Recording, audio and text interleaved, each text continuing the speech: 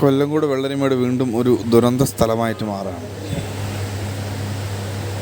കൊടുവായൂർ എത്തന്നൂർ സ്വദേശിയാണ് മരണപ്പെട്ടത്. കൂട്ടുകാരുമൊത്ത് അതിൻ്റെ മുകളിൽ വെള്ളച്ചാട്ടം കാണാൻ പോയതാണ്. കാൽവഴുതി വീണ് അവസാനം ഫയർഫോഴ്സുകാരും പോലീസുകാരും എല്ലാവരും പോയി ബോഡി എടുത്തിപ്പോൾ ജില്ലാശുപത്രിയിൽ എത്തിച്ചിട്ടുണ്ട്.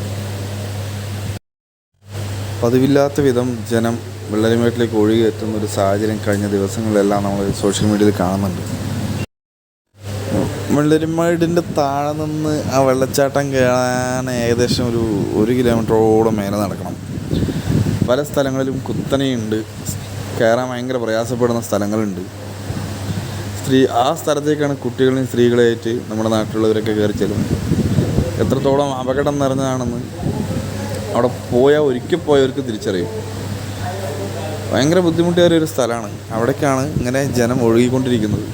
കഴിഞ്ഞ 3-4 വർഷമായിട്ടേ ഉള്ളൂ ഈ വെള്ളരിമേട് ജനങ്ങളുടെ ഇടയിൽ, അല്ലെങ്കിൽ കൊല്ലങ്കോട്ടിനപ്പുറത്തേക്ക് അറിയപ്പെടാൻ തുടങ്ങിയിട്ട്. ഇത് വെള്ളരിമേട് സംഭവിക്കുന്ന ആദ്യത്തെ അപകട മരണമല്ല. ഇത് അവസാനത്തേതാവാൻ വേണ്ടിയിട്ട് നമുക്ക് എല്ലാവർക്കും പ്രാർത്ഥിക്കാം. വളരെ സൂക്ഷ്മതയോടുകൂടി മാത്രം പോകാൻ, ആരോഗ്യമുള്ളവർക്ക് മാത്രം പോകാൻ പറ്റുന്നൊരു സ്ഥലം. എല്ലാവരും ചാടിക്കയറി പുറപ്പെട്ട് അങ്ങോട്ട് പോകണ്ട. വർഷങ്ങൾക്ക് മുമ്പ് ഒരേ ഒരു വട്ടം മാത്രമാണ് ഞാൻ അതിൻ്റെ മേലേക്ക് പോയിട്ടുള്ളത്. പോകാനുള്ള പ്രയാസം കണക്കാക്കിയപ്പോൾ പിന്നീട് പോകാൻ തോന്നിയിട്ടില്ല.